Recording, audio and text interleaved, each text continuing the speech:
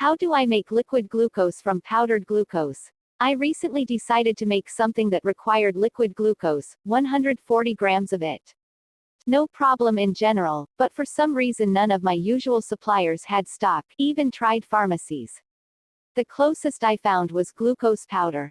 Unfortunately, having no clue how to rehydrate the powder to a liquid form, I experimented. Smiley face, I can safely say that 100 grams glucose powder was way too much as a substitute for 140 grams of liquid glucose, which I expected. However, I was wondering if any of you had a convenient method of turning powdered glucose into the wonderfully thick and sticky liquid glucose, in case I ever find myself in that position.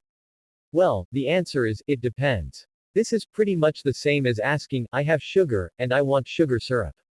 How much water do I add? It depends on the concentration you're looking for. If you're looking for a 24% solution, it's 24 grams of glucose in 76 grams of water. A 30% solution is 30 grams of glucose in 70 grams of water, etc., etc.